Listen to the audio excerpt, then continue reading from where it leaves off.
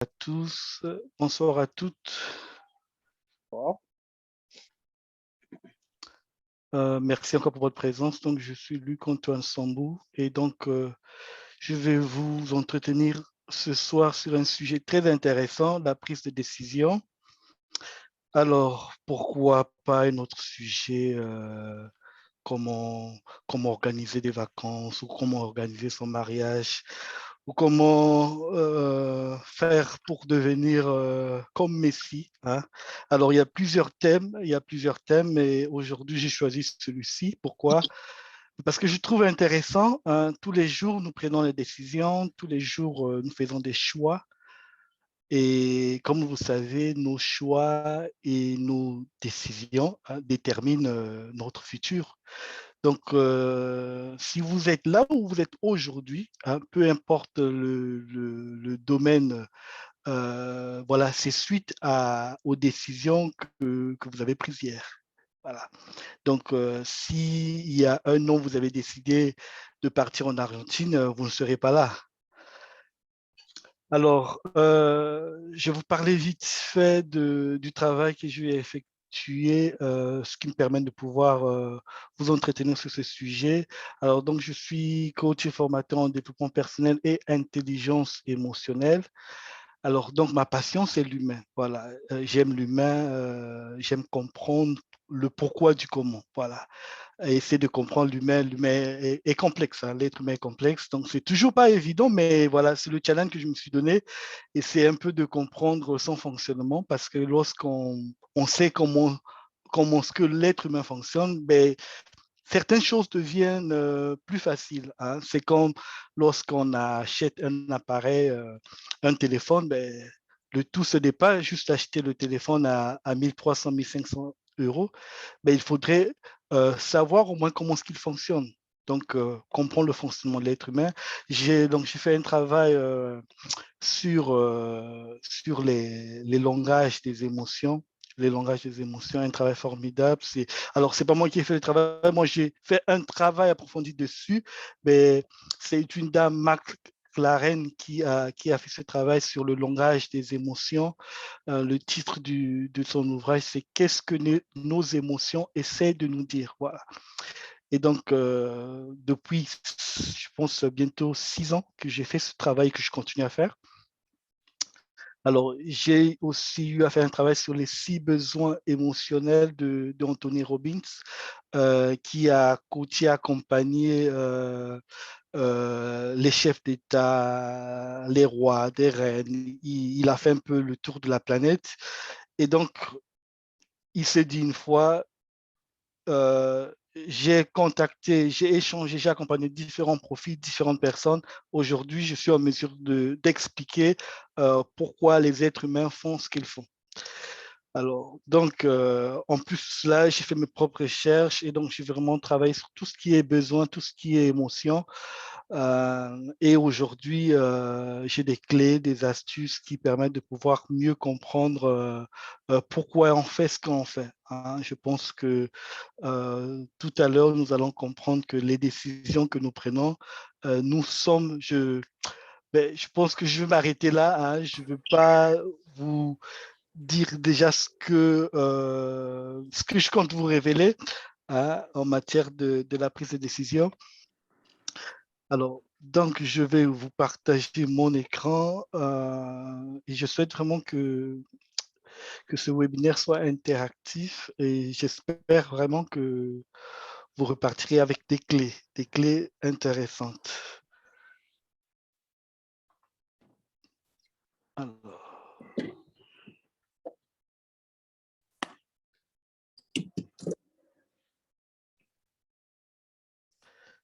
si vous avez des questions, n'hésitez pas, vous pouvez le mettre dans le chat. Alors, comme je disais, on prend les décisions tous les jours. On fait des choix tous les jours. Donc, le choix, déjà, dès qu'on se réveille, on fait un choix. Soit on reste dans son lit, soit on se lève, soit on fait d'autres activités, soit on fait du sport, soit on va se baigner, ainsi de suite. On fait des choix tous les jours, on prend les décisions tous les jours.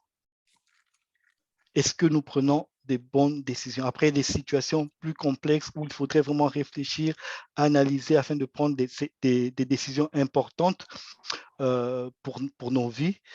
Et comment est-ce qu'on les prend? Alors, donc, je vais vous parler du fonctionnement du cerveau. Donc, le cerveau joue un rôle important dans la prise de décision.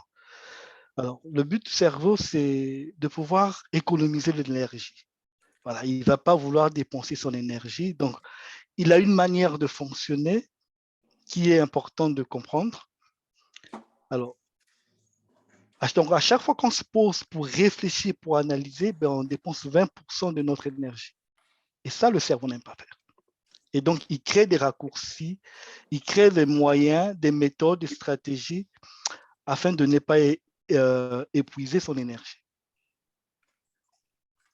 Alors, donc, on a ce qu'on appelle la mémoire réflexive, donc, qui est liée par exemple à la douleur, la beauté, les odeurs, les serpents. Mais toutes ces choses-là, on n'a pas vraiment, toutes ces choses ne nécessitent pas une réflexion parce que le cerveau s'en charge. Donc, tout ce qui est logé dans la mémoire réflexive, voilà, c'est le cerveau, la partie du cerveau, une partie du cerveau qui gère cela. Donc, ça va très vite, on n'a pas le temps de pouvoir y réfléchir, mais il fait ce qu'il a à faire. Donc, il gère toutes ces, une fois si on fait face à ces difficultés, mais le cerveau va nous emmener à avoir une réaction appropriée parce qu'il sait déjà voilà, ce qui est logé dans la mémoire réflexive. Donc, par exemple, si vous êtes en train de cuisiner et qu'il y a du feu à côté, vous aurez un réflexe. Alors, donc, cela ne vient pas de votre conscience, de votre cerveau conscient, mais ça relève plutôt du cerveau inconscient, plus particulièrement les choses liées dans la mémoire réflexive. Alors, on a la mémoire habituelle qui nous permet de pouvoir se souvenir des choses qu'on fait habituellement. Donc, lorsque vous choisissez vos vêtements, lorsque vous cuisinez, vous ne réfléchissez pas, vous posez pas pour vous dire, ben, je vais décider de pouvoir prendre tel vêtement. Non, ça se fait, ça se fait automatiquement parce que voilà, votre mémoire a déjà enregistré vos habitudes.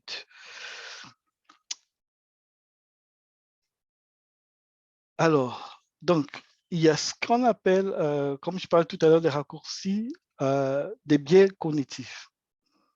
Les biais cognitifs, c'est une manière, ce sont si vous êtes des mécanismes cognitifs qui permettent au cerveau de prendre des décisions facilement. Donc, on se base sur certains éléments pour tirer très vite des conclusions pour que les personnes ne puissent pas trop y penser. Alors, donc, notamment des personnes qui font du marketing, qui conçoivent des publicités, ben, utilisent ces techniques pour pouvoir vendre leurs produits ou parfois manipuler certaines personnes. Donc, par exemple, la méthode Halo Effect, donc la tendance à se baser sur un seul trait positif pour en tirer une conclusion. Donc, voilà, il y a des personnes comme ça qui se basent sur un seul trait positif. Il suffit que, voilà, on sait que c'est Adidas, mais on se dit, voilà, si je vais négocier avec Adidas, tout ce qui est derrière est bon parce que, voilà, c'est Adidas, parce que c'est le représentant, parce que c'est X, Y. Donc, on ne peut pas se baser uniquement sur un seul trait positif pour tirer une conclusion. Il faut tenir compte des autres éléments aussi. Alors, donc, tout ça ce sont des biais cognitifs. Alors, avis d'autorité, donc prendre pour acquis les déclarations d'une personne importante, ben, ce n'est pas parce que c'est le président de la République qui a parlé, mais qu'on doit le prendre pour argent comptant.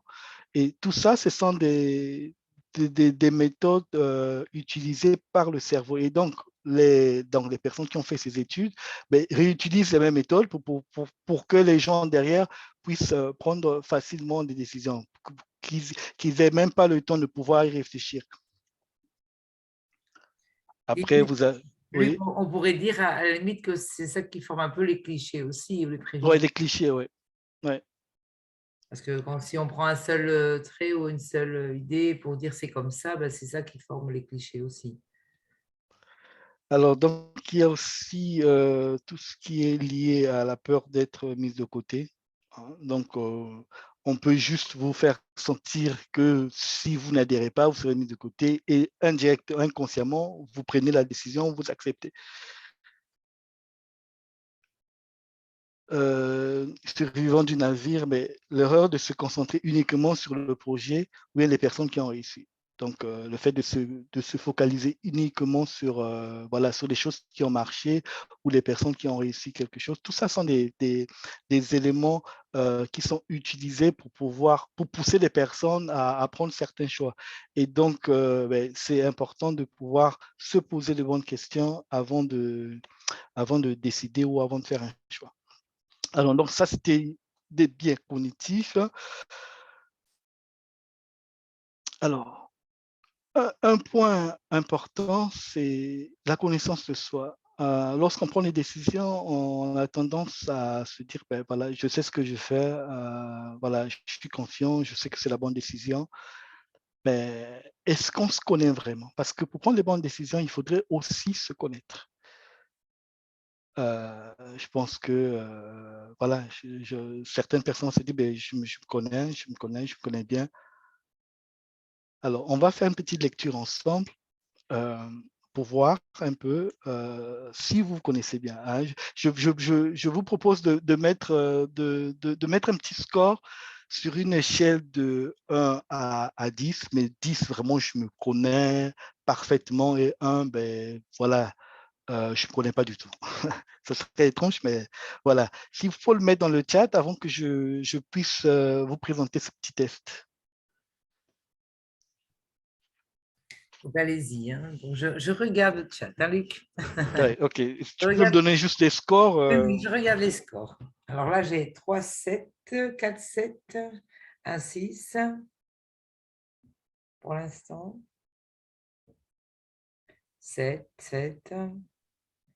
ça reste plus ou moins 6.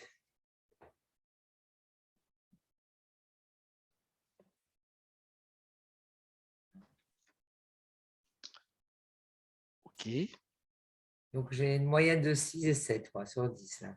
d'accord. Ben, on va lire ce petit test ensemble.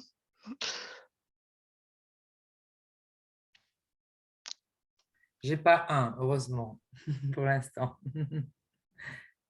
Donc, Alors, Dave, si tu souhaites bien, si tu veux bien, tu peux le lire pour nous. oui. Ouais.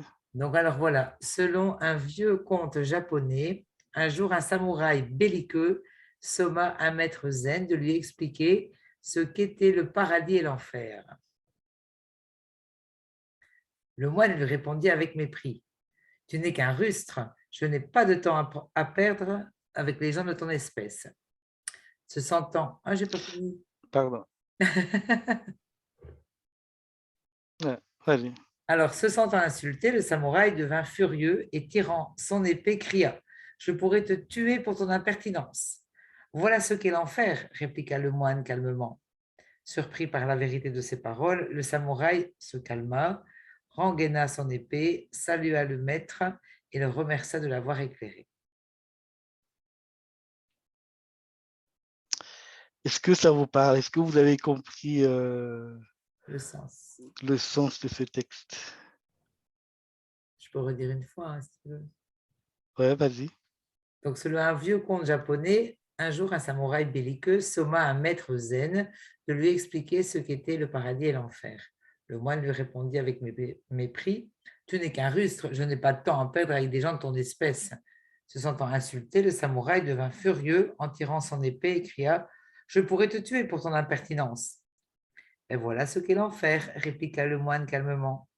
Surpris par la vérité de ces paroles, le samouraï se calma, rengaina son épée, salua le maître et le remercia de l'avoir éclairé. Alors, celui qui peut parler peut ouvrir son micro et parler peut-être, hein, parce que dans le chat, c'est peut-être un peu compliqué d'expliquer le sens. Mais si quelqu'un veut prendre la parole, qu'il n'hésite pas à ouvrir son micro et à parler sur ce que ça peut vouloir dire. Si je peux prendre la parole. Oui. Donc, du coup, moi, ce que je comprends de ce conte, au fait, ça a été vraiment une réelle mise en pratique, je dirais.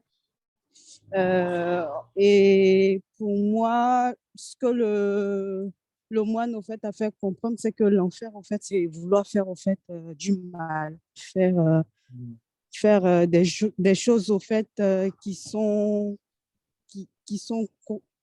contraintes, au fait, on va dire, des choses, au fait, qu'on ne doit pas faire. Voilà, c'est comme ça que je comprends. Merci beaucoup pour De la réponse. rien. Donc, oui, c'est bien ça, merci Abi. Donc, nous voyons bien que, voilà, peut-être que ça, ce maître zen, ce samouraï belliqueux, peut-être qu'il se disait, voilà, je me connais et que, voilà, j'ai pas un mauvais caractère, voilà, je suis une bonne personne. Mais là, le maître a utilisé une technique pour dévoiler un peu, pour lui expliquer c'est quoi l'enfer. Donc, c'est juste pour expliquer, il y a vraiment une différence entre ce qui nous traverse, ce qu'on ressent en nous, et ce qui se passe dans notre tête. Donc, parce qu'il était surpris de se voir en train d'agir comme ça, et il s'est rendu compte ce qu'il faisait n'était pas bien. Et donc, c'est pourquoi parfois, dans des interactions qu'on peut avoir avec des gens, on peut être très à fond.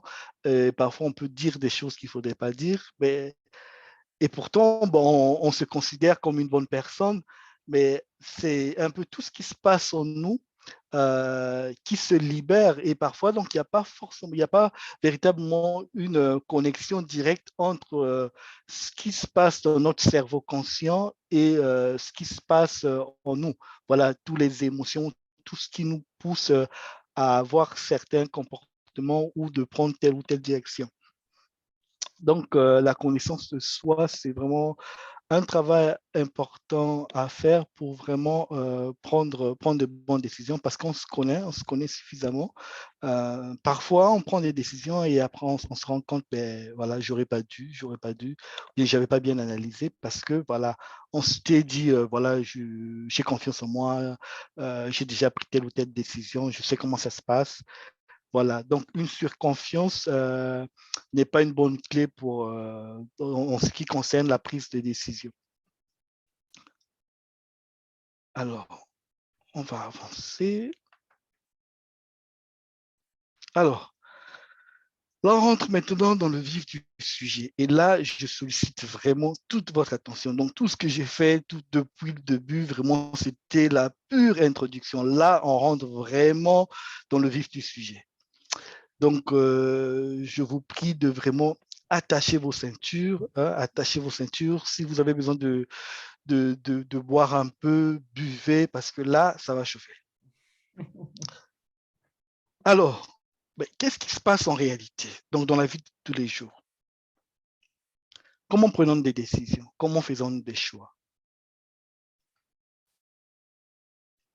Alors, lorsque vous prenez des décisions, qui prend réellement les décisions? Qui prend réellement vos décisions? Alors, donc, je vais imaginer la méthode ou bien la méthode de la prise de décision, ce qui se passe en réalité. Alors,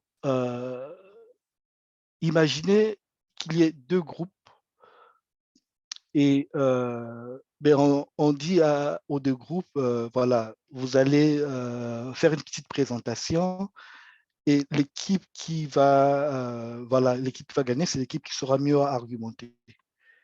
Donc, on demande par exemple à l'équipe A de pouvoir nous dire entre, je prends Paris et Milan, quelle est la meilleure destination touristique? Et donc, l'équipe A va débattre. Donc, il y a 4 personnes à l'équipe A et 3 personnes vont débattre, vont échanger autour de ce sujet et la 4e personne va attendre. Vous voyez, la 4e personne ici attend à l'extérieur. Donc, les trois autres vont débattre et quand ils auront fini, ce qui va se passer, ils vont envoyer leur rapport à la 4e personne et la quatrième personne va argumenter. La quatrième personne va expliquer, voilà, en prenant un exemple, si c'est Paris qui est la meilleure destination touristique, donc par rapport à Milan, elle va expliquer pourquoi Paris est la meilleure destination touristique. À l'autre équipe. À l'autre équipe. Voilà. Et donc, c'est ce qui se passe tout le temps. Tout le temps, on passe, voilà, on argumente, on explique, on essaie de donner un sens aux décisions que nous prenons. Alors, en réalité, c'est que cette personne-là qui nous représente, en gros, n'a pas participé au débat. Donc, ici, je parlais de parlement, dans l'endroit où se prennent les décisions.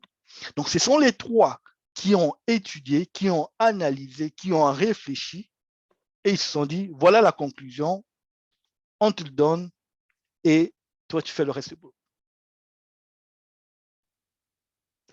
Alors, donc, dans la vraie vie, nous décidons à peine. C'est à peine que nous prenons vraiment des décisions. Vraiment, le dernier mot nous revient, hein, je dirais, le dernier mot nous revient, mais la décision a été déjà prise.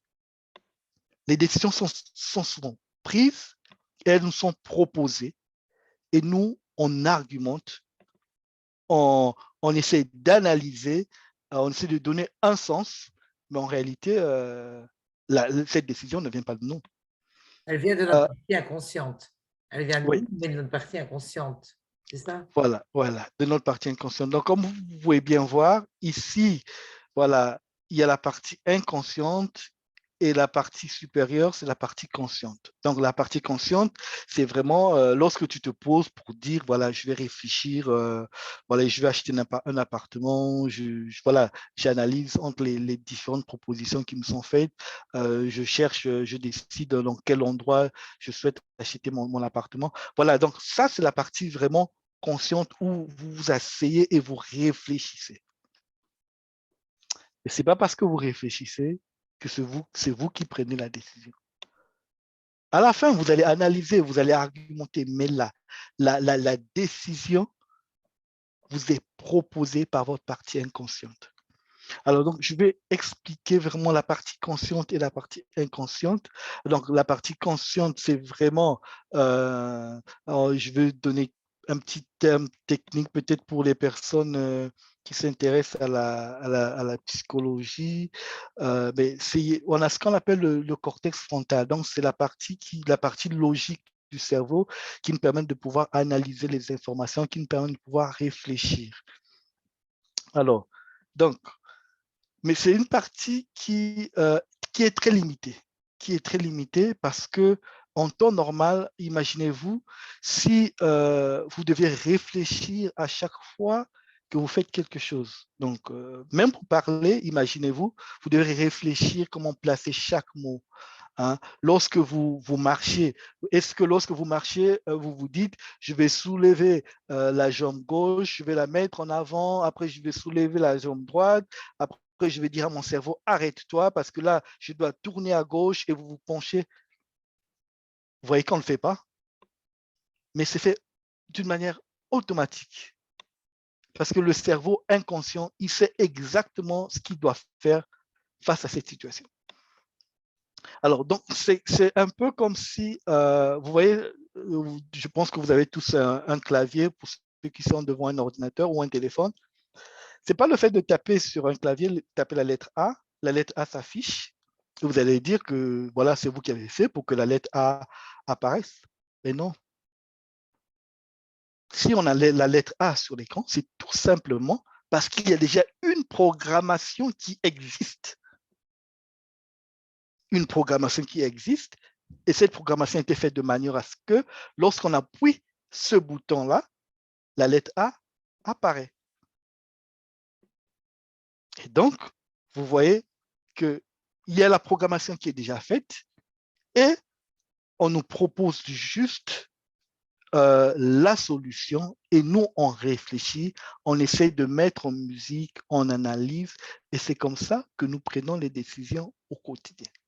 C'est comme ça qu'on se trompe, c'est comme ça qu'on prend parfois des décisions qui sont moyennes, c'est ainsi aussi qu'on change parfois d'avis. Hein. On décide d'aller à gauche, après on dit non, on ira à droite, après on dit non, je reste au milieu. Alors,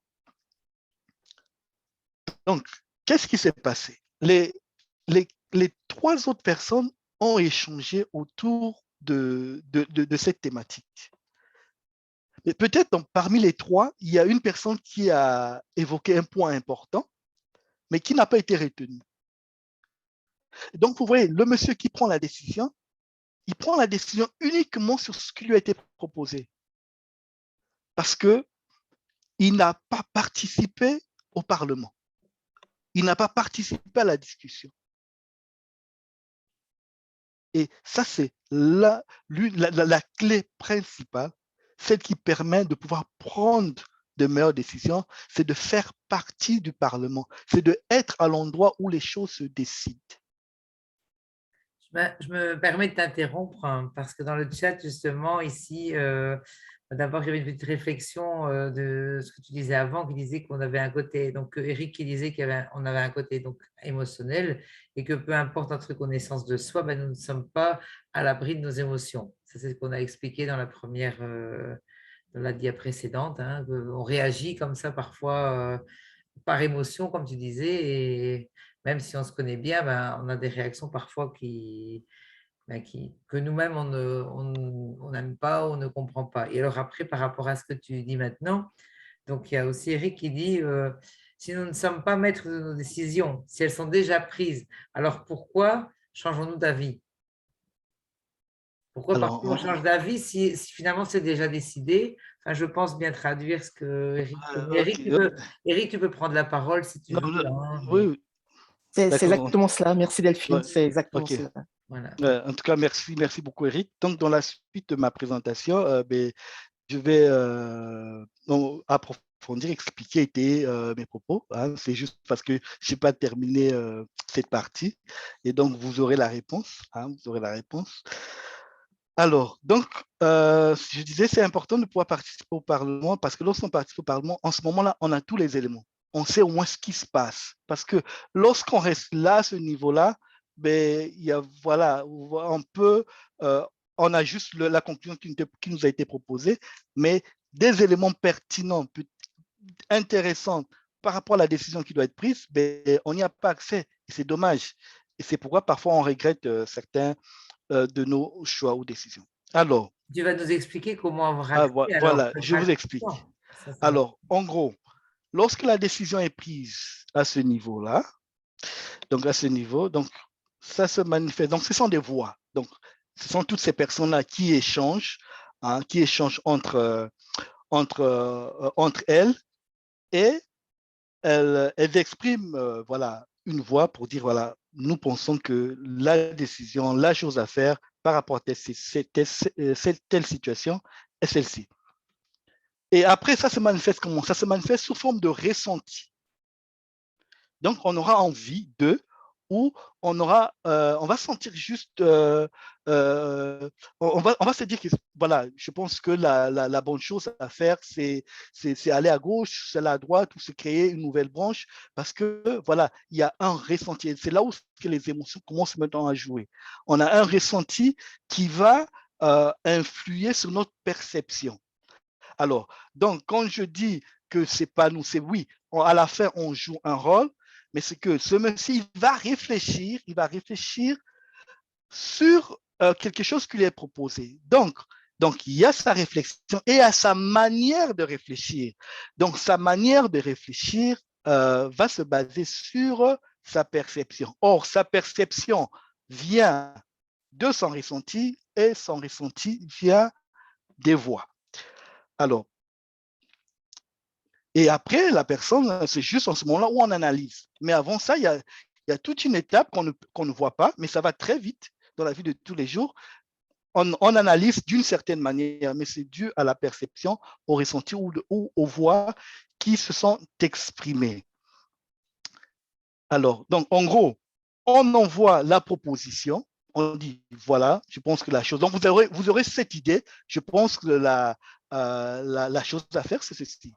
Mais en gros, cette proposition a été faite par ce Parlement. Et dans le Parlement, pour déjà donner une petite idée donner un élément de réponse sur la question d'Éric, dans le Parlement, il y a différentes personnes que je vais expliquer tout à l'heure, différentes personnes qui s'expriment. Et donc, parfois, ils ne sont pas d'accord sur certains points. Mais c'est la voix dominante où on peut avoir une ou plusieurs voix qui vont s'exprimer. Ce sont ces voix-là qui seront portées auprès de la personne qui doit décider. Et donc, c'est à la personne maintenant d'analyser. Donc, c'est là maintenant où on va analyser, mais en fonction de la perception, de comment est-ce qu'on perçoit la chose. Or, notre perception a été déjà, d'une certaine manière, biaisée par notre ressenti suite aux voix qui se sont fortement exprimées. Après, les voix qui s'expriment, je ne dirais pas qu'elles ont toujours raison. Et c'est pourquoi d'où l'importance de pouvoir entrer dans le Parlement. La clé, c'est ça, l'importance d'entrer dans le Parlement, que vous-même, vous puissiez entendre les différentes voix et comprendre le point de vue de tout un chacun. Et en ce moment-là, vous serez, OK, ben, je comprends pourquoi est-ce que toi, tu es inquiet. Je comprends pourquoi est-ce que toi, tu préfères qu'on se base sur ce qu'on a fait hier. Et voilà. Et là, ça va vous permettre de prendre du recul et de mieux analyser la situation par vous-même. Parce que si vous ne prenez pas le temps de pouvoir s'asseoir et se dire, en gros, qu'est-ce qui me pousse à prendre telle ou telle décision, en ce moment-là, ben, vous allez juste suivre ce qui vous est proposé ou imposé. Alors, je vais expliquer un peu à ce niveau-là, au niveau des voix. C'est très important. Alors, lorsque les personnes s'expriment, pardon, je vais peut-être anticiper pour que ça soit clair. Donc, parmi les personnes qui sont dans le Parlement, vous avez vos valeurs, vos croyances, vos besoins, vos peurs, vos émotions et vos souvenirs. Et donc, toutes ces voix vont s'exprimer en fonction de la décision que vous devez prendre. Pardon. Certaines de ces voix vont s'exprimer, vont donner leur avis, mais tout ça, ça se présente sous forme de ressenti. Vous aurez juste un ressenti. Et d'où l'importance de pouvoir déchiffrer ce que vous ressentez en vous afin de comprendre exactement qu'est-ce que, par exemple, mes croyances veulent me dire par rapport à ces choix. Qu'est-ce que mes besoins veulent me dire concrètement? Pourquoi mes besoins s'expriment par rapport à cette décision que je dois prendre? Pourquoi est-ce que mes valeurs s'expriment? Donc, le but, c'est, comme j'ai expliqué tout à l'heure, de rentrer, de venir au Parlement, de s'asseoir et de pouvoir entendre ces différentes voix. Après ça, ça s'apprend. Voilà, je parlais tout à l'heure du travail que j'ai fait sur le langage des émotions. Donc, on apprend à déchiffrer, à décrypter ces différentes voix. Souvent, c'est uniquement des ressentis. Vous n'allez pas, quand je parle de voix, ce n'est pas des voix audibles, hein. C'est juste des ressentis. Vous aurez juste un ressenti, vous aurez juste une idée, mais c'est pourquoi on est souvent contrarié à l'idée de prendre une décision, parce qu'on est partagé, on a un ressenti, on a un peu peur, on est parfois motivé, on a parfois envie, parfois on n'a pas envie. Et donc, voilà, ce sont toutes ces voix qui s'expriment, mais le but, c'est de pouvoir mettre vraiment les mots sur ces différentes émotions. Alors, Je peux peut-être faire un petit arrêt, je vais dire, sur image, pour voir un peu si peut-être certains d'entre vous ont des questions par le chat ou veulent s'exprimer peut-être directement par rapport à ça. Est-ce que ça va pour l'instant? Vous voyez un peu l'image que Luc veut donner. Donc, quand il parle de voix, de parlement, donc c'est dans tout ce qui se passe de manière inconsciente dans notre cerveau, en fait, quand on doit prendre une décision. Est-ce que ça va pour tout le monde? Soit vous pouvez ouvrir le petit micro ou marquer. Donc, Eric, il dit clair pour moi. Merci beaucoup. Oui, pour le moment, c'est clair. Ça va, Abby aussi. N'hésitez pas, hein, on est là pour justement que vous soyez rassurés s'il y a des choses que vous ne comprenez pas bien ou des réflexions que vous avez envie de faire. Donc, Max dit Ouais. que c'est clair pour lui aussi. Bon Alors, pour moi, Boris. Donc, voilà, pour l'instant, merci ok. beaucoup. Alors, merci. Alors, donc, mais plus on avance, plus ce serait beaucoup clair. Alors, ici, on a, alors, je vais d'abord enlever ça. Donc, vous voyez ici, on a les émotions, les peurs, les valeurs, les besoins, les croyances et souvenirs. Donc, après, on pourra faire des tests. Vous allez me donner, par exemple, pour les personnes qui souhaitent une décision que vous avez prise, vous allez vous rendre compte qu'il y avait tout ce Parlement réuni et c'est l'une de ces personnes, ou deux ou trois, qui ont influencé votre décision. Voilà. Donc, ici, je vais donner des exemples. Alors, le cas où il y a une seule voix qui domine, par exemple, à l'idée de se mettre en couple. À l'idée de se mettre en couple, ici, on a six voix, donc six personnes, mais c'est peut-être la voix du besoin qui va se manifester. En fait, le besoin de la personne, c'est parce que la personne se sent seule. Donc, en réalité, elle se dit, ouais, je veux me marier, mais elle ne se rend pas compte, au fait, la chose qui la pousse de vouloir se marier, en fait, c'est ce besoin, en fait. C'est l'envie d'être accompagnée parce que en réalité, elle se sent seule. Vous allez me dire après, mais c'est peut-être pas une vraie motivation pour se mettre en couple.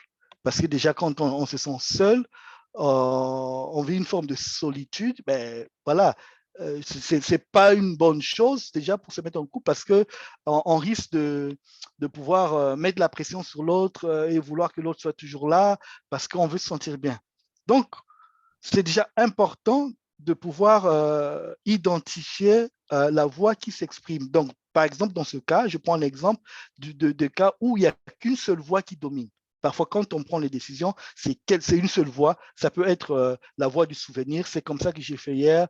Ça s'est bien passé. Et on ne réfléchit pas, on ne prend pas en considération, on ne prend pas en compte les autres voix.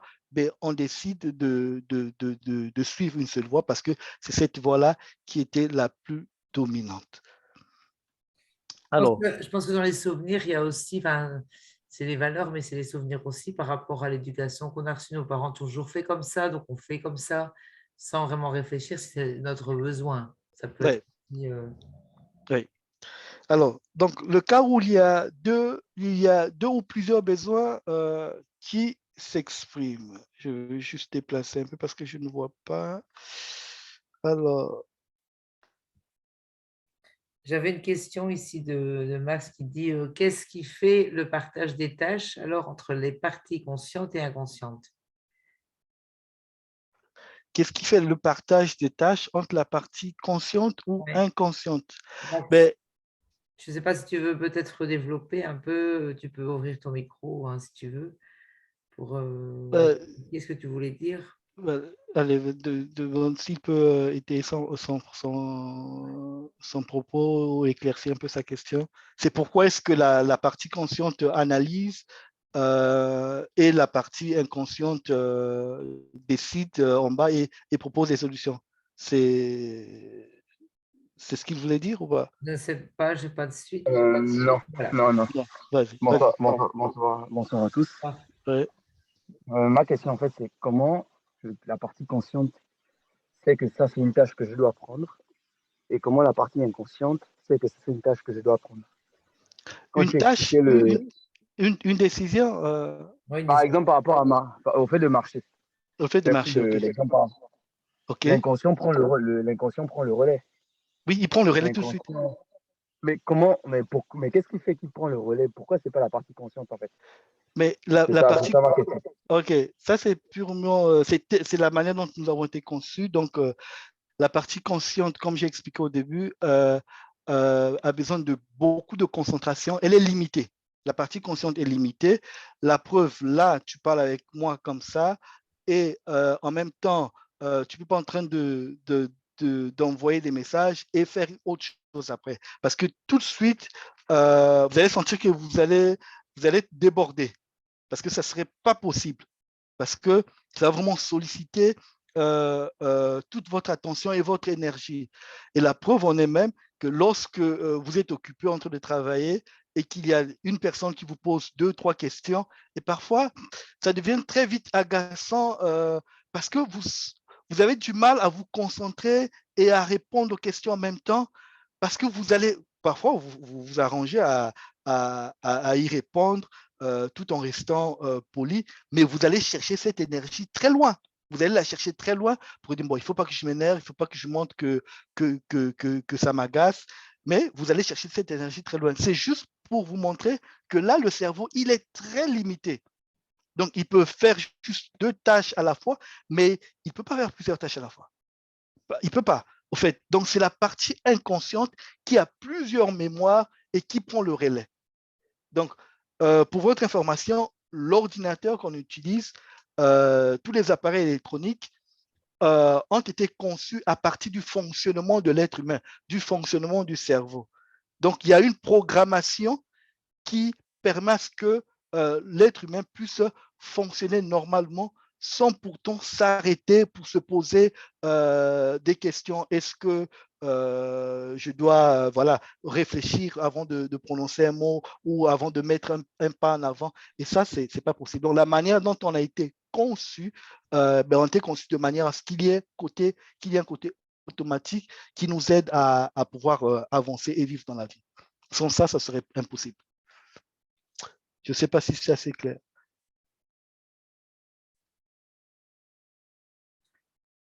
Il dit c'est d'ordre donc constitutionnel, en fait. Oui. Oui, c'est clair, merci. Voilà, merci à toi. Ouais. Alors, donc là,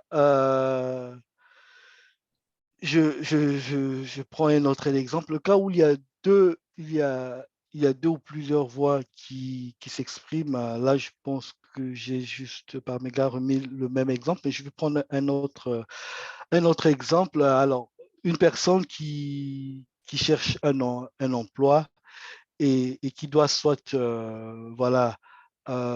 postuler dans une grosse boîte ou une petite boîte, une boîte familiale. Alors, il y aurait peut-être 2 voix qui vont s'exprimer. La première voix, peut-être, ça serait la voix de ses besoins. C'est quoi, peut-être, j'ai besoin d'être reconnu, j'ai besoin d'avoir un bon parcours sur mon CV. Donc, si je mets que j'ai travaillé chez Nike, je prends un exemple, si c'est par exemple l'opportunité qui est proposée à la personne, il y a Nike et peut-être il y a une entreprise familiale et qui font peut-être la même chose, donc qui créent aussi des chaussures, mais voilà, à une échelle peut-être plus bas, mais c'est voilà une entreprise familiale. Donc là, il va se dire peut-être si je vais chez Nike, mais voilà, il y aura une renommée derrière, ça va m'aider pour la suite. Et de l'autre côté, il y a la voix de ces valeurs qui vont parler. Donc, voilà, Nike, il y a beaucoup de gens, il y a moins de relationnel, il y a moins de contacts, les gens sont à fond dans leurs tâches, il y a moins d'humains. Donc, il y a pas vraiment ce côté où il y a le contact, où on prend le temps de se poser, d'échanger avec le responsable. Voilà, donc ce côté chaleureux n'y est pas. Par contre, de l'autre côté, il y a le côté valeur. Donc, du coup, la personne sera un peu partagée. Parce qu'il y a ces 2 voix, on a vu qu'il y en a 6, mais il y a ces 2 voix qui seront plus dominantes et qui vont s'exprimer sous forme de toujours de ressenti. Donc, si la personne se penche plutôt sur tout ce qui est valeur, mais elle aura tendance à se dire, mais à trouver toutes les raisons pour lesquelles elle doit aller de l'autre côté. Et si elle se dit, bon, je pense que c'est ma carrière, après tout, parce que même si je termine chez eux, mais demain, j'aurai plus de facilité pour trouver un emploi. Okay. Donc, il peut y avoir plusieurs voix. Là, j'ai donné l'exemple de 2 voix. Il peut y avoir plusieurs voix, 2 ou 3 ou 4 voix qui vont s'exprimer à l'idée de prendre une décision. Et c'est parfois là où on se dit vraiment, j'ai du mal à prendre une décision. Hein. J'ai du mal à prendre une décision parce que c'est compliqué, parce qu'il y a plusieurs voix qui s'expriment. Et là, parfois, ça s'exprime sous forme de ressenti. Parfois, on est contrarié, parfois, on est un peu dispersé, on est un peu partagé. Aujourd'hui, on se dit non, on ira à gauche. Demain, on se dit bon, non, je pense au final, ça ne serait pas la bonne décision. Et ainsi de suite. Donc, la clé, comme je l'ai dit tout à l'heure, c'est de pouvoir descendre et écouter ces différentes voix. Alors, donc, il y a des cas où la décision nous est proposée. Donc, ça c'est le cas classique, lorsque voilà, on ressent un besoin et on réfléchit par rapport à la décision qui doit être prise. C'est vrai qu'il y a une proposition qui a été faite. On a déjà une tendance, mais on réfléchit sur base de la proposition. Maintenant, il y a des cas où la décision nous est imposée, pas du tout proposée, mais imposée. Alors, ça, c'est par exemple à la suite d'un reproche. Mais du coup, par exemple, on vous fait un reproche et tout de suite, vous vous sentez menacé. Et du coup, la décision que vous allez prendre pour pouvoir y répondre, ben, voilà, soit vous allez dire, même si ce que vous allez sortir n'a rien à voir avec le contexte de la discussion, mais vous allez peut-être ramener autre chose, des choses qui ont eu lieu dans le passé pour expliquer à la personne, mais toi aussi, tu as fait ça la fois dernière. En fait, tout simplement parce que la partie, donc parmi les personnes qui sont dans votre Parlement, le besoin de se protéger, donc il y aura une peur, la peur va s'exprimer et du coup, il y aura un déclenchement. Donc, il y aura sécrétion des hormones et ça va vous mettre dans un état. Donc, du coup, vous allez vous retrouver en position de pouvoir réagir. Et en ce moment-là, votre cortex frontal, donc votre partie qui permet d'analyser la partie logique, sera mise en pause. Et c'est là, parfois, là où on a du mal à réfléchir, à bien analyser, parce qu'on se rend compte qu'il y a une menace. Et là, dans ce cas-là, vraiment, la décision nous est imposée parce qu'il y a vraiment un flux d'émotions et donc on n'a plus vraiment le contrôle de la situation. Donc, habituellement, on analyse ce qui nous est proposé, mais là, quand il y a un flux important, on n'a pas vraiment le temps de pouvoir y réfléchir et parce que c'est les émotions qui vont vraiment prendre le dessus. Alors, donc, je vais donner un autre cas, un autre exemple où la décision nous est imposée. C'est si on a toujours, par exemple, on a toujours eu l'envie d'aller travailler, par exemple, aux États-Unis, et tout de suite, voilà, il y a une proposition qui tombe. Du coup, donc, cette joie, donc, ce besoin-là va s'exprimer tout de suite, en se disant, mais il faut y aller, il faut y aller. En fait, donc, on va prendre la décision, mais sous le coup vraiment de l'émotion, vraiment sous le coup de l'émotion, parce que on n'a plus cette capacité de prendre du recul et de vraiment réfléchir et bien analyser la situation. Et donc, dans ce cas-là, on va plus parler de proposition, mais on va plus parler voilà, on va plutôt dire que la décision nous a été imposée parce que on n'a même plus le temps de, voilà, cette partie logique qui nous permet d'analyser et réfléchir, mais elle est mise en pause. Donc, on prend une décision, même si on se rend compte que la société dans laquelle on va travailler, ben, c'est que ces personnes-là ne respectent pas certaines règles, peut-être font travailler des enfants. Après, votre but, c'est voilà, c'est les États-Unis. Donc, c'est ça la priorité. Donc, du coup, vous allez prendre cette décision-là. Donc, vous voyez, en ce moment-là, la décision est imposée. Vous n'êtes plus du tout au contrôle. Par contre, habituellement, on est un peu au contrôle parce c'est vrai que ce qui nous est proposé est déjà un peu biaisé, mais on peut quand même se poser et réfléchir et analyser. Alors, je m'arrête là pour prendre quelques questions ou si vous avez déjà pris des décisions importantes ou si vous souhaitez prendre des décisions après, dans le futur, si vous souhaitez le partager avec nous. Comme ça, on va décortiquer, vous allez voir, vous allez retrouver les différents éléments et le processus que je viens d'expliquer. Donc, je suis à vous pour des questions.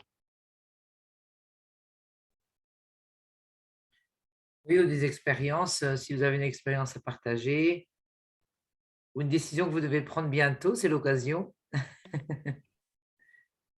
Donc, n'hésitez pas à ouvrir votre micro.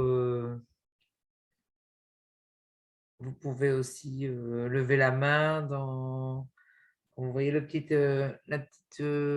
rond, là, l'émoticône qui est marqué réaction. Vous pouvez cliquer dessus et cliquer sur lever la main si vous préférez lever la main avant de prendre la parole.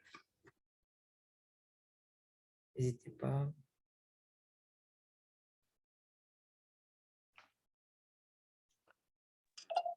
Alors, Je voudrais intervenir sur quelque chose, si c'est possible. Oui, oui, je t'en prie. Merci. Du coup, je me pose en fait la question, puisque ben, on a l'inconscient, en fait, genre qui, entre griffes, prend en fait les décisions avant que cela puisse remonter à notre conscient et tout. Et que- quelle attitude, en fait, il faut avoir? C'est-à-dire, l'inconscient, en fait, peut prendre des décisions bonnes comme mauvaises et tout. Et est-ce que c'est de notre devoir, au fait, de réagir, on va dire, sur le champ, je dirais, lorsqu'on pense quelque chose, voilà, on le fait, ou on se donne, au fait, le temps avant, en fait, de pouvoir réagir à la chose. Mais, je prends, en fait, un exemple, le conte, par exemple, qui a été raconté, ben, c'est quelque chose, en fait, qui a été fait sur le champ. Donc, on a réagi, en fait, immédiatement que l'inconscient, en fait, a parlé. L'inconscient, en fait, c'est, c'est, c'est dévoilé, on va dire. Est-ce que vous avez, au fait, on va dire, des astuces ou bien quel laps de temps, au fait, il faut prendre avant de réagir lorsque l'inconscient nous dit, au fait, de faire quelque chose? Voilà, c'est alors, un peu ma question. ok. Merci. Très bonne question, Abby. Donc, lorsque l'inconscient fait sa proposition, alors, du coup, donc la personne, ce qu'elle fait, elle doit normalement se poser la question pour savoir pourquoi est-ce que je prends cette décision, pourquoi est-ce que je dois faire ce choix, aller à gauche ou à droite. Alors, dans le cas de cette personne, euh,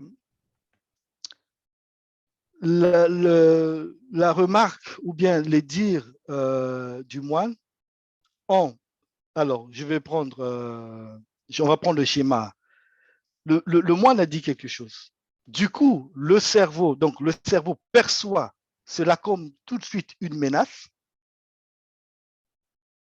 Une menace. Alors, donc, il faudrait maintenant réagir par rapport à cette menace. Donc, elle équipe la personne. Du coup, il y a un ressenti. Donc, ça passe par tout de suite le ressenti. Donc, et là, le ressenti, c'est quoi? Il faut lui régler son compte. Il faut lui régler son compte. Mais il ne s'est pas posé la question parce que ça va très vite. C'est vrai qu'on n'a pas le temps de se poser la question quand on ne fait pas le travail. Donc, peut-être j'aurai l'occasion d'en parler après. Mais pour la même situation, la personne qui fait régulièrement le travail, qui arrive à se poser des questions régulièrement, qui arrive à identifier la voix des émotions, la voix de ses ressentis. Parce qu'en fait, c'est ça. Tout le travail, c'est de reconnaître qu'est-ce que mes ressentis là essaient de me dire. Donc, cette personne-là, tout de suite va faire un lien, va se dire, ah oui, par exemple, dans ce cas, oui, si je réagis de cette manière, c'est parce que cette personne m'a traité ou bien me considère de telle ou telle espèce.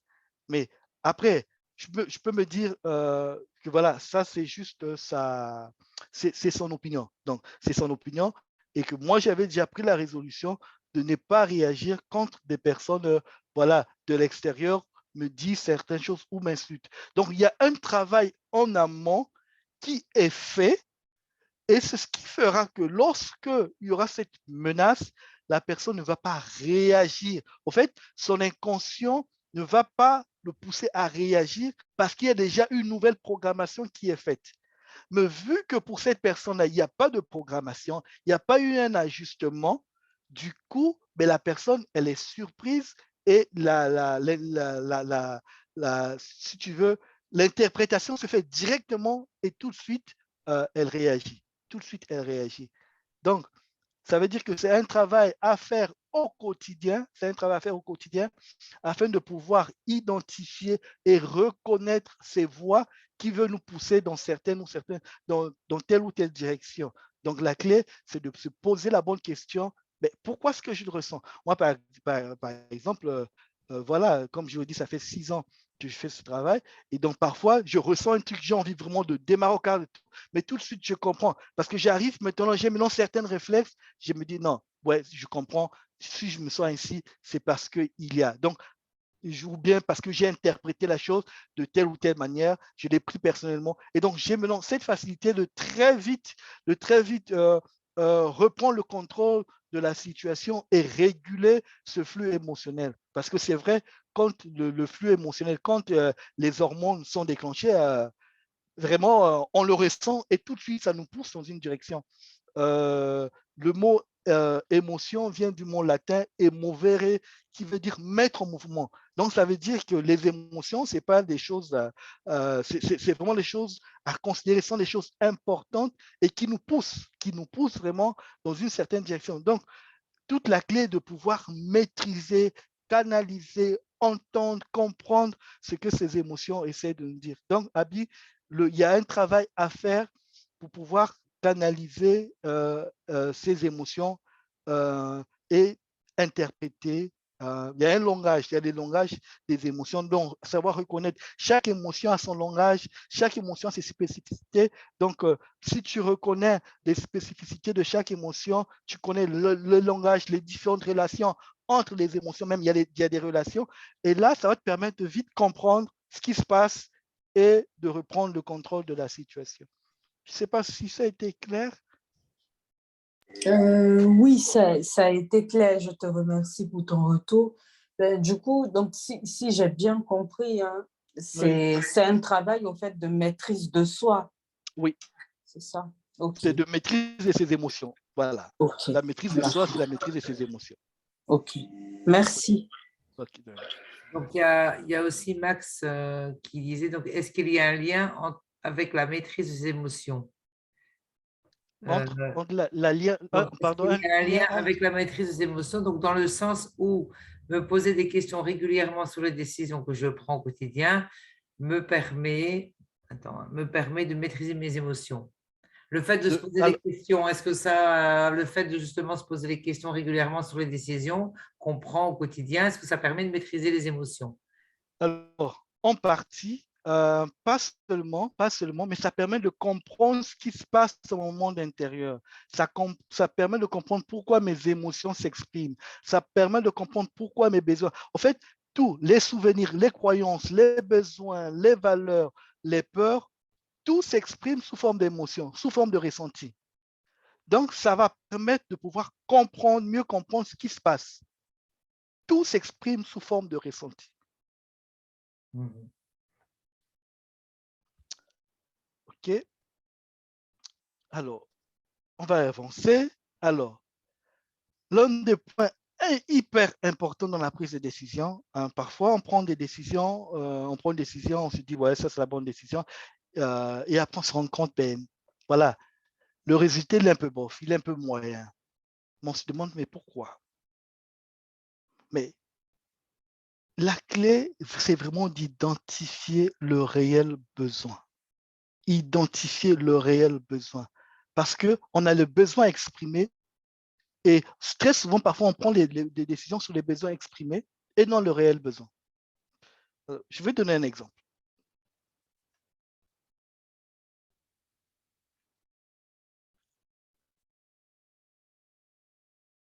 Alors, par exemple, le besoin, on ressent ici, là, le besoin qui est exprimé, le besoin de faire bonne impression auprès de ses responsables. OK, ça, c'est le besoin exprimé. Donc, du coup, on va décider, on va faire des choix par rapport à cela. Alors, Mais en réalité, d'où vient ce besoin? D'où vient cette envie de faire bonne impression, jusqu'à même rabaisser, jusqu'à même à faire aller parler des autres chez les responsables en mal? Pourquoi? Parce qu'on a envie de faire bonne impression. Et pourquoi ce besoin s'exprime? Donc, on va se rendre compte que là, il y a un ressenti non identifié. On a juste envie, on a envie juste de pouvoir le faire, ok?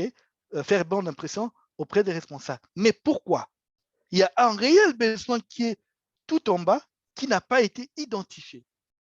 Et donc c'est ce que je disais tout à l'heure, d'où l'importance de pouvoir connaître les langages des besoins, les langages des émotions, les langages des ressentis, afin de comprendre est-ce qu'il s'agit du réel besoin. Parfois, nos décisions sont un peu pauvres parce que on n'a pas déjà identifié l'élément sur lequel on prend la décision.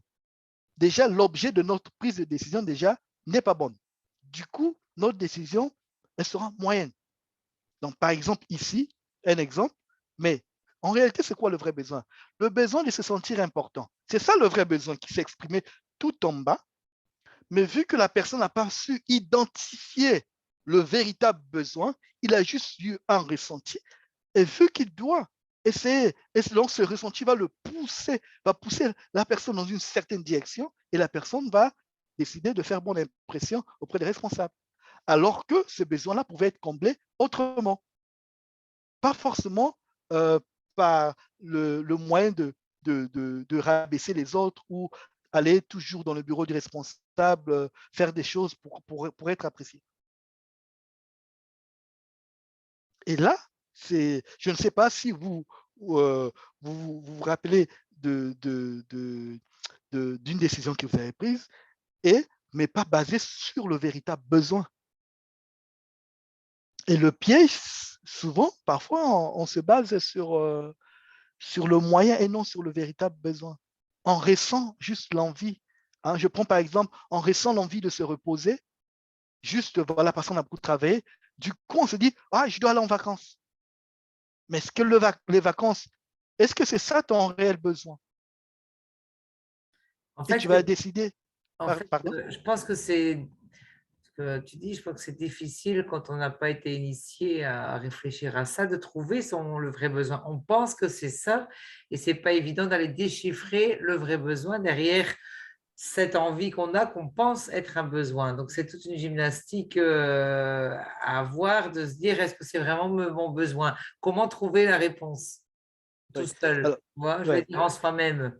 Comment ouais. trouver si c'est par rapport à des valeurs, c'est par rapport à notre besoin, c'est par rapport… C'est pas évident, on a l'impression que c'est ça qu'on a besoin.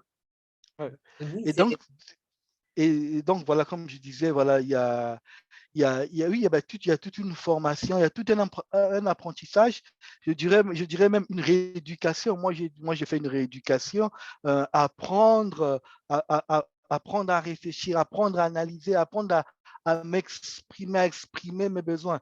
Donc, voilà, il faut déjà connaître la liste des besoins, quels sont les différents besoins, quels sont les besoins émotionnels, comment ça se manifeste, comment est-ce qu'on le ressent. Et donc, c'est à partir de là que vous saurez, ah oui, en réalité, j'ai besoin par exemple, de me reposer, mais ce n'est pas vraiment le besoin des vacances.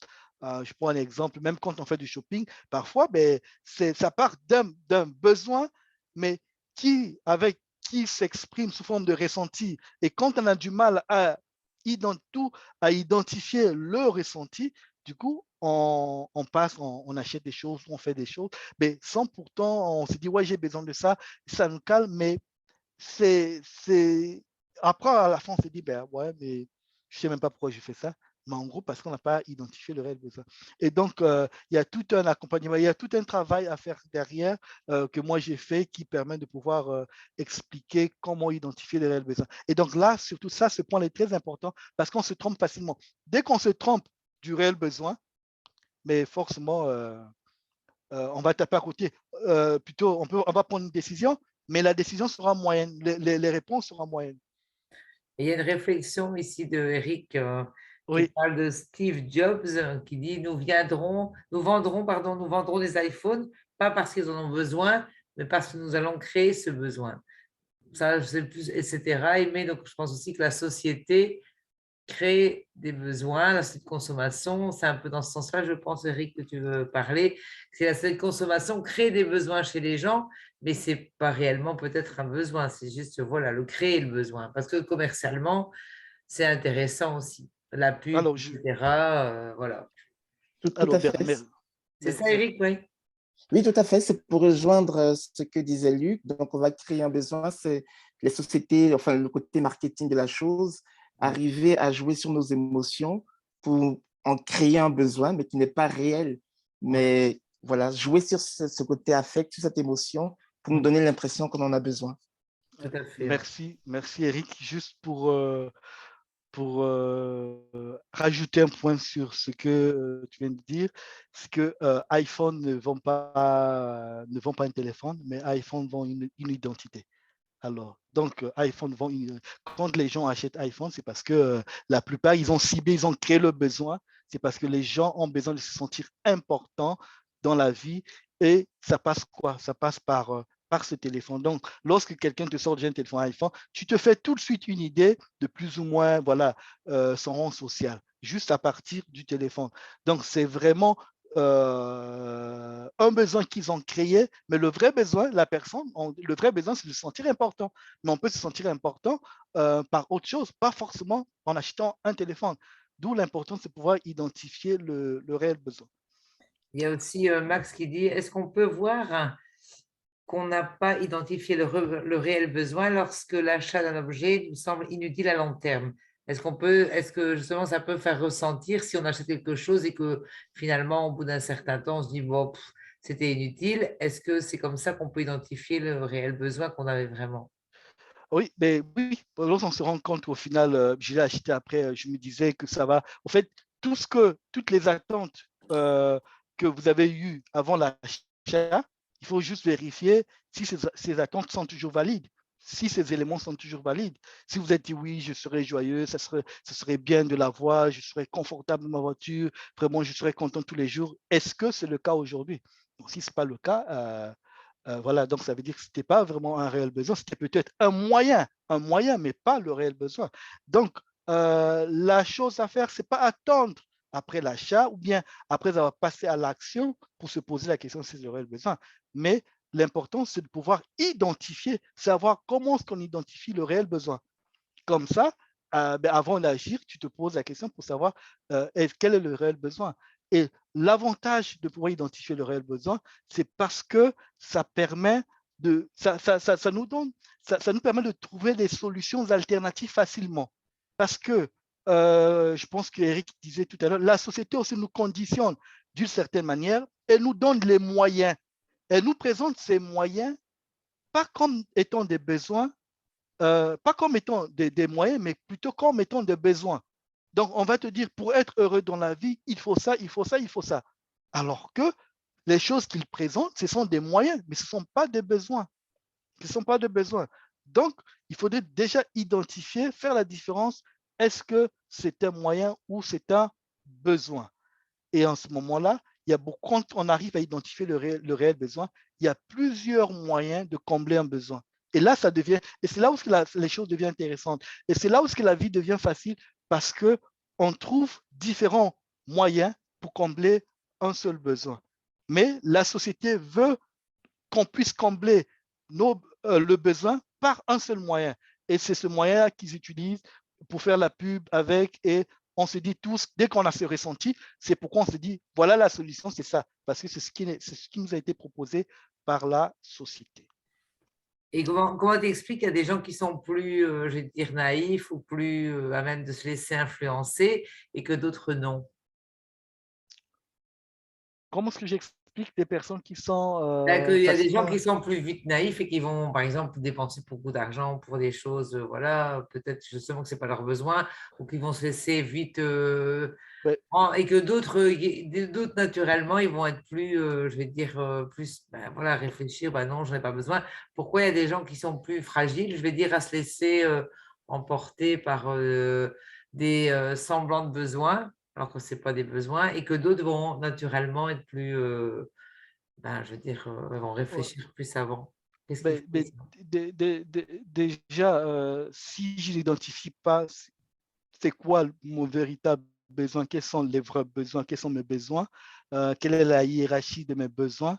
Ouais. Du coup, si on me présente un moyen on me présente un moyen comme un besoin, ben, facilement, je l'accepte parce que pour moi, c'est, voilà, comme je disais tout à l'heure, avec les biens cognitifs, c'est un président, c'est une personne renommée qui présente ce moyen comme étant un besoin, mais je me dis, oui, c'est ça, c'est ce qu'il faut.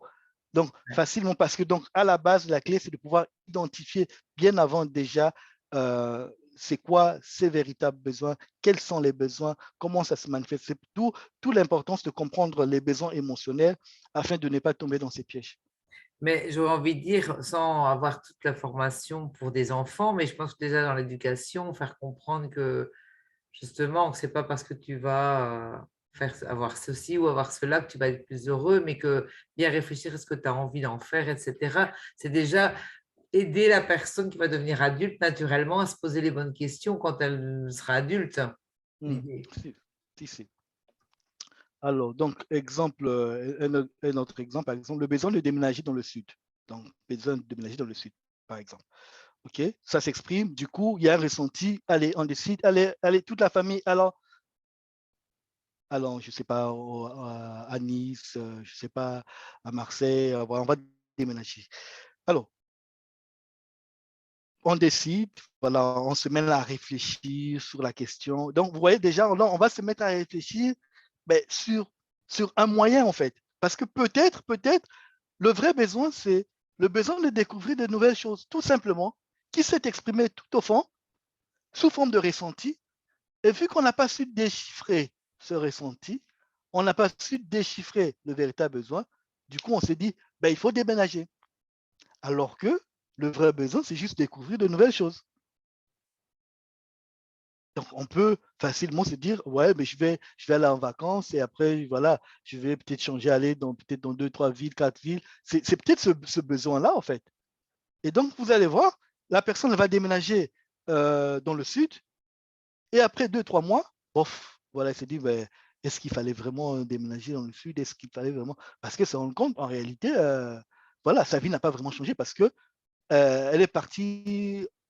C'est vrai que c'était réfléchi, mais en gros, sur un coup de tête, sur un ressenti, mais elle n'a pas su identifier le véritable besoin et du coup, elle est partie. Donc, vraiment, c'est important de pouvoir identifier le réel besoin. Donc, apprendre à l'identifier. Alors, le dernier point, c'est qu'est-ce qui se passe lorsqu'une personne ne va pas au bout voilà, des choses. Par exemple, voilà, on décide, on va à la gym, on s'inscrit, et 2, 3 mois, après, on n'y va plus. Voilà, qu'est-ce qui s'est passé? Qu'est-ce qui a motivé d'abord notre décision pour aller s'inscrire? Il y a peut-être eu un besoin qui s'est exprimé, mais il y a aussi une autre voix qui s'est exprimée, mais on n'a pas tenu. Ça sont les voix silencieuses qui ne s'expriment pas, qu'on ne ressent pas, parce qu'il y a une autre voix qui est plus dominante. Du coup, on va agir, on va décider, et c'est juste après, quelques mois, quelques années, quelques temps, qu'on va se rendre compte, en fait, il y a une voix qu'on n'avait pas entendue. Donc, la voix de tes croyances va te dire, ben, tu ne vas jamais au bout des choses, tout ce qui est physique, tout ce qui est sportif, voilà, tu vas faire 2, 3 fois après, voilà, tu vas pas continuer. Mais ça, tu ne l'entends pas parce qu'il y a cette voix des besoins actuels qui est peut-être mais juste l'envie de, voilà, peut-être la monotonie dans ma vie et j'ai envie de faire un peu de sport. Et du coup, on décide d'aller s'inscrire. Mais entre-temps, on va payer pendant une année. Ou bien parce que ben, juste l'envie d'être, de voir les gens et peut-être qu'il y a des amis qui sont partis aussi s'inscrire dans la salle de gym et donc on décide aussi ben, de suivre. Et tout en oubliant qu'il y a une croyance qui essaie qui te fait qui te fait un petit coucou pour te dire attention, je ne pense pas que tu vas être tenu parce que dans tes croyances, tu ne penses pas voilà, faire le sport pendant une année. Et là, tu n'entends pas, et c'est juste bien après que ça va te rattraper et que tu vas te dire, ben, bof, au final, non, je ne suis pas trop motivé aujourd'hui, bon, j'irai demain, j'irai après-demain. Et sous forme de ressenti aussi, cette croyance va se manifester et après là, on arrête. Et donc, vous voyez que c'est important de pouvoir comprendre vraiment tout ce qui se passe au sein du Parlement, toutes les voix qui s'expriment et celles qui sont silencieuses. Donc, l'importance de pouvoir interroger chacune de ces voix, interroger ces valeurs pour les décisions importantes. Voilà, quelles sont mes croyances, quelles sont mes valeurs, quels sont les besoins, quelles sont les peurs qui s'expriment et poser toutes les questions afin de finalement prendre de bonnes résolutions. Alors, donc je vais passer au slide suivant et en même temps, si vous avez des questions après, n'hésitez pas. Est-ce qu'on peut Alors, dire que quelqu'un qui, par exemple, n'écoute pas du tout ses voix finalement et prend des décisions comme ça et qui finalement se trompe souvent, peut générer une perte de confiance chez cette personne? ben oui, parce que quand on se rend compte qu'on a du mal à prendre des bonnes décisions, à chaque fois, c'est toujours, voilà, c'est des décisions moyennes et du coup, la personne ne se fera plus confiance. On parle de confiance en soi, donc elle se fera plus confiance parce qu'elle sait que ben, à plusieurs reprises, ça n'a pas été. Donc du coup, ben, voilà, elle vit avec. Et c'est dommage de toujours prendre des mauvais choix, de prendre déjà de mauvaises décisions parce que demain, ça détermine, ça trace, en fait, ça donne une trajectoire de notre destinée, de ce qu'on vivra demain. Donc, d'où l'importance de vraiment maîtriser, je dis même c'est un art, la capacité à prendre des décisions. Mais tout ça passe par la gestion émotionnelle, l'intelligence émotionnelle, connaître ses besoins et c'est tout un travail à faire. Et donc, voilà.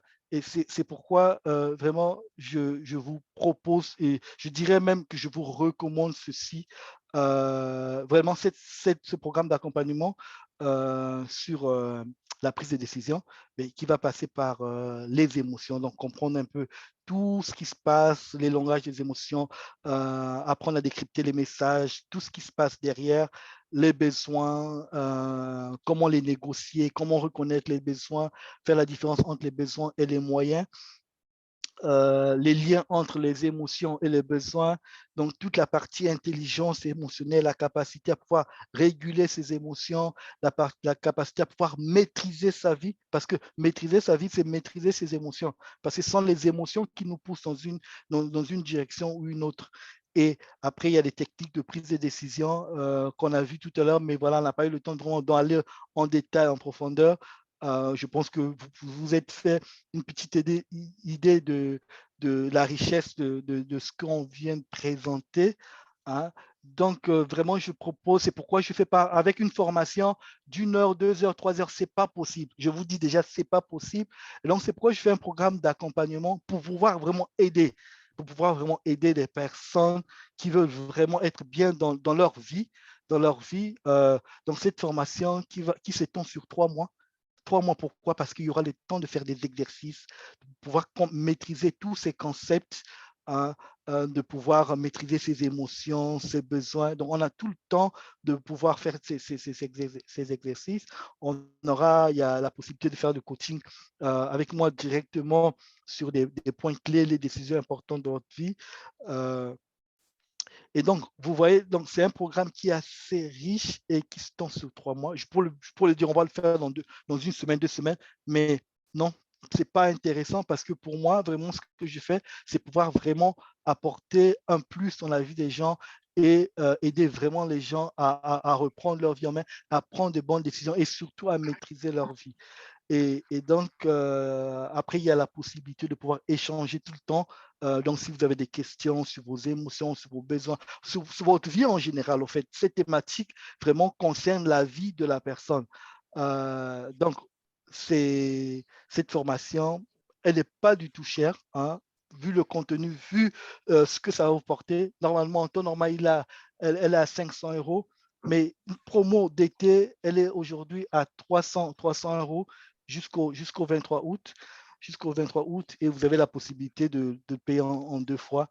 Et comme je vous ai dit, mais voilà, si demain, vous arrivez à acquérir cette capacité à pouvoir déchiffrer les choses, mettre des mots sur les émotions, comprendre ce qui se passe et prendre de meilleures décisions, prendre de bonnes décisions, je pense que forcément, la qualité de votre vie, que ce soit personnelle ou professionnelle, va s'améliorer. Donc, voilà, n'hésitez pas, numéro de téléphone, email, vraiment, les personnes qui souhaitent s'inscrire à ce programme de formation, il suffit juste de pouvoir copier ce lien et voilà, je vais envoyer peut-être, mettre le PDF dans le chat.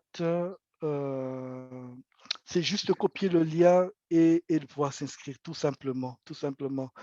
Donc, 500 € normalement, mais jusqu'au 23 août, vous avez la possibilité de payer que 300 € et vous avez la possibilité de payer en 2 fois. Et ça change une vie parce que ça améliore vraiment la qualité de la vie de la personne. Et donc, je mets le PDF dans le groupe. Et donc, si vous avez des questions par rapport à cette offre, par rapport à la formation, n'hésitez pas, je suis à vous.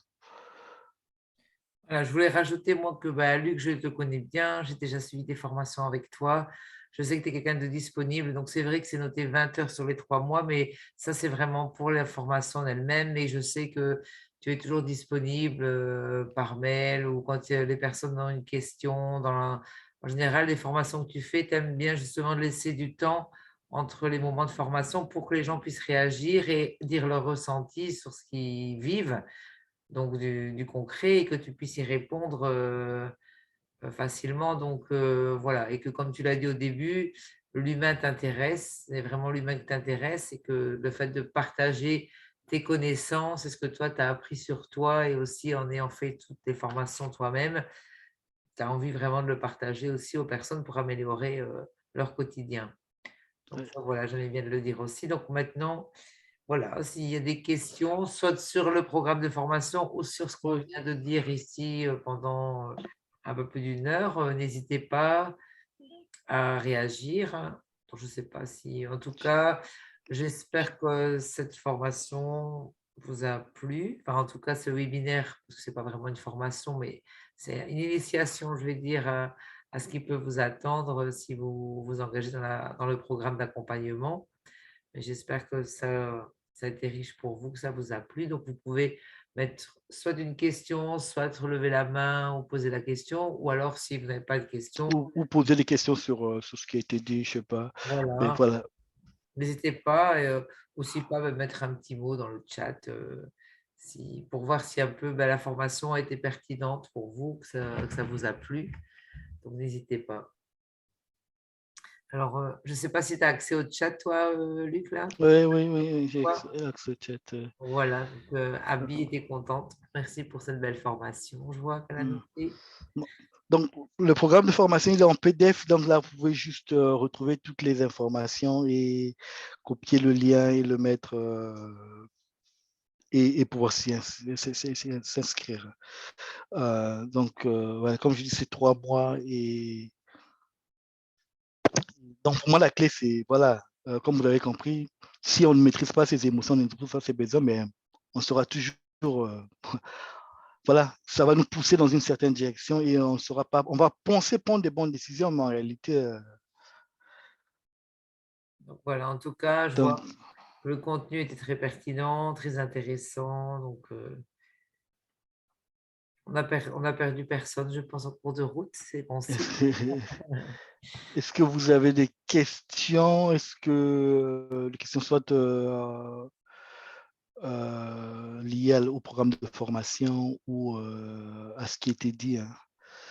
Vous avez aussi un numéro de téléphone, une adresse mail, si jamais vous n'avez pas réussi à copier le lien. Donc, n'hésitez pas.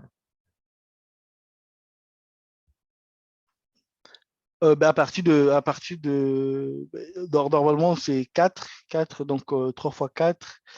Et oui, 3 fois 4. Donc, comme vous avez vu, là, on fait juste une promo pour l'été. Et sinon, le programme il est là 3 fois 4, 4 fois dans l'année. 4 fois dans l'année. 3 fois 4, je n'ai pas suivi ce que tu as 4 dit. fois dans l'année. Donc, il a posé Boris posait la question pour savoir Ah oui. combien de sessions de formation par an. Donc, voilà. une session dure 3 mois. Voilà. Le temps de pouvoir Bien digérer tout accompagner. ça, bien surtout digérer et avoir que ça devienne un automatisme aussi après, Oui, sans devoir trop se poser les questions, mais que justement, là, ce qu'on a dans notre inconscient devient plus vite conscient. Ouais. Et donc, même après, n'hésitez pas, si vous avez des questions à poser par rapport, que ce soit par rapport au programme de formation ou par rapport à ce qui a été dit, même après, il y a mon adresse mail. Donc, vous pouvez, normalement, ce que je vous propose, c'est si vous pouvez télécharger le programme de formation qui est dans le chat. Et comme ça, vous avez tout le contenu. Et comme ça, vous pourrez revenir vers moi assez facilement. Et donc là, vous avez toutes les infos, numéro de téléphone et voilà. C'est vrai que c'était un peu, je courais, on avait que 1h30 et donc il fallait aller un peu vite, mais voilà, on aurait pu aussi prendre le temps en donnant plus d'exemples et faire beaucoup et créer beaucoup d'interactions. Mais voilà, je pense que déjà ce qu'on a pu faire, ça a permis déjà de comprendre les éléments importants, les éléments clés. Donc, n'hésitez pas, si vous avez des questions sur le sujet, de revenir. Ouais, parce que je pense que le besoin de chacun, c'est d'aller manger maintenant. Donc, Ouais, il y a un vrai besoin. Ouais, c'est le vrai besoin. Donc, voilà. En tout cas, merci. S'il n'y a pas de questions, c'est bon pour moi. Moi aussi. Merci beaucoup en tout cas de votre participation. Merci beaucoup. Merci de votre présence et de votre participation. Merci. Bonne soirée. Bonne soirée. Merci. Bonne soirée à Merci tous. beaucoup. Bonne Au soirée à revoir. tous. Merci.